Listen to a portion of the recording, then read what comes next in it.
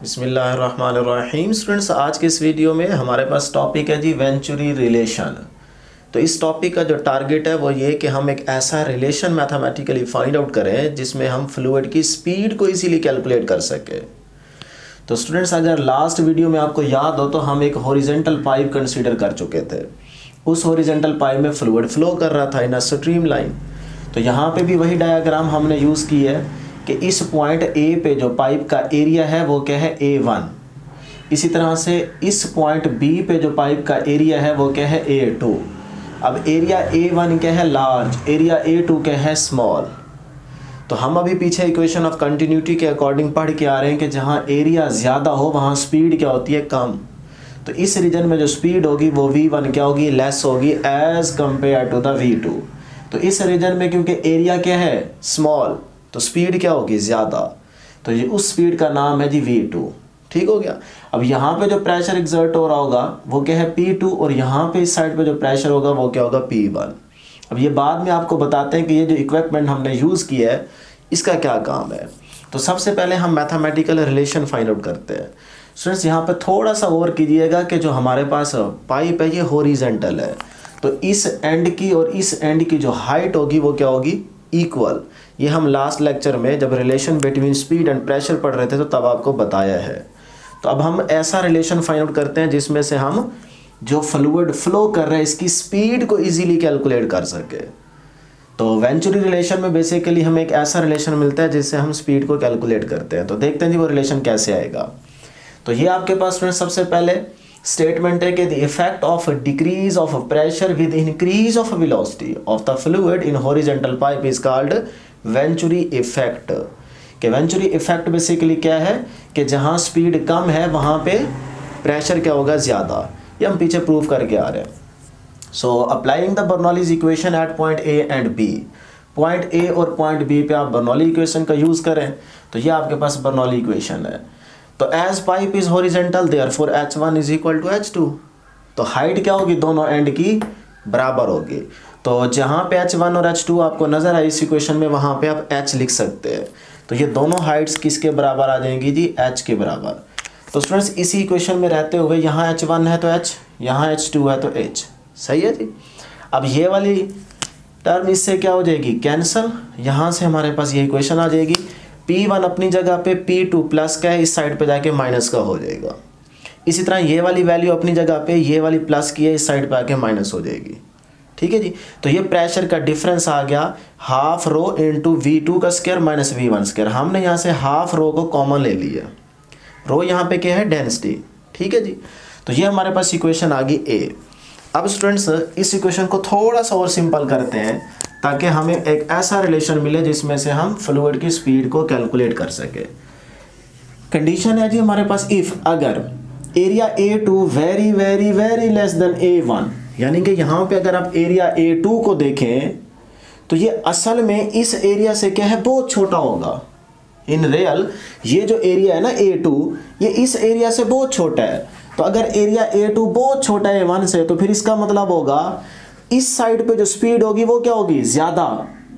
और इस एरिया जहाँ A1 है वो क्या है, बहुत ज़्यादा। वहाँ पे स्पीड क्या होगी, वहाँ स्पीड एरिया A1 की जगह क्या होगी, लेस होगी। V1 स्पीड लेस होगी। हम जानते हैं ना equation of continuity A into V is equal to constant. तो इसका मतलब जहाँ वेलोसिटी क्या है कम, वहाँ एरिया ज़्यादा। जहाँ एरिया ज़्यादा है वहाँ वेलोसिटी कम है।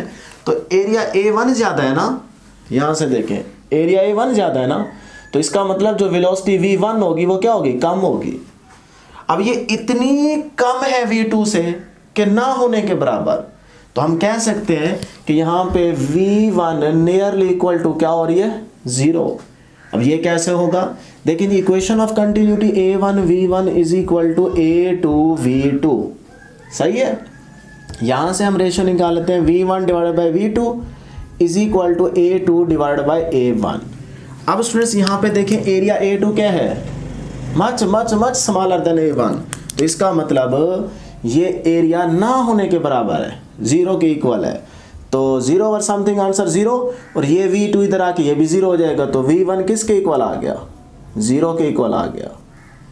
ठीक है जी। तो इसी कंडीशन को हम अप्लाई करेंगे इस इक्वेशन में। तो जहां पे students P1 minus P2 is equal to half rho V2 square minus, यहाँ क्या था V1 स्क्वायर, तो हमने उसकी जगह लिख दिया 0। अब ये टर्म खत्म हो जाएगी तो पीछे आपके पास ये आंसर आ गया। इक्वेशन आ गई जी बी, इंपॉर्टेंट इक्वेशन है। अब इस इक्वेशन में हमें क्या चाहिए, फ्लूइड की स्पीड, फ्लूइड की स्पीड हमें चाहिए। तो यहाँ से आप फ्लूइड की स्पीड का मैथमेटिकल रिलेशन बना लेंगे।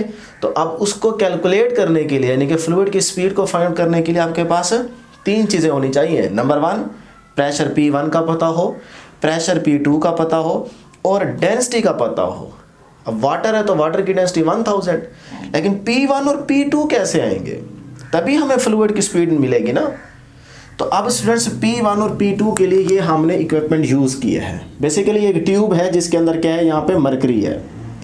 अब सुनिए, जब फ्लूइड फ्लो करेगा, जब फ्लूइड यहाँ से फ्लो करेगा तो वो फ्लूइड के पार्टिकल यहाँ पे भी आएंगे, यानी कि उस मरकरी पर प्रेशर एक्सर्ट करेंगे, और यहाँ से भी एंड ओपन है तो इसका मतलब यहाँ से भी फ्लूइड के पार्टिकल नीचे आएंगे, सही है, वो भी प्रेशर एक्सर्ट करेंगे। लेकिन ज़रा गौर करें, यहाँ पे फ्लूइड की स्पीड क्या है, कम, प्रेशर क्या होगा, ज़्यादा। इसका मतलब वाटर के मॉलिक्यूल्स यहाँ पे प्रेशर ज़्यादा एक्सर्ट करेंगे, जिसकी वजह से मरकरी नीचे चली जाएगी। इसी तरह इस साइड पे देखें, फ्लूइड की स्पीड क्या है, ज़्यादा, फ्लूइड की स्पीड ज़्यादा तो प्रेशर क्या होगा, कम।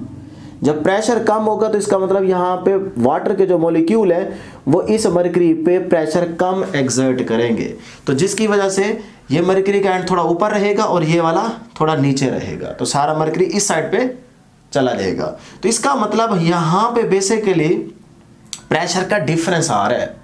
तो ये जो प्रेशर का डिफरेंस है कैसे मेजर करेंगे, बेसिकली इस हाइट को हम मेजर करेंगे। तो जो हाइट में डिफरेंस होगा वही प्रेशर में डिफरेंस होगा।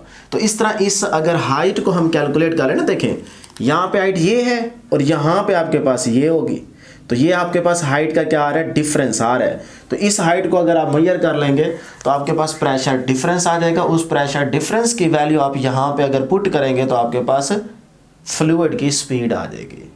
तो ये जो हमारे पास रिलेशन है ये हमें फ्लूइड की स्पीड को कैलकुलेट करने में हेल्प करता है। तो जो बेसिकली डिवाइस हमारे पास होती है उस डिवाइस को हम नाम देते हैं वेंचुरी मीटर का।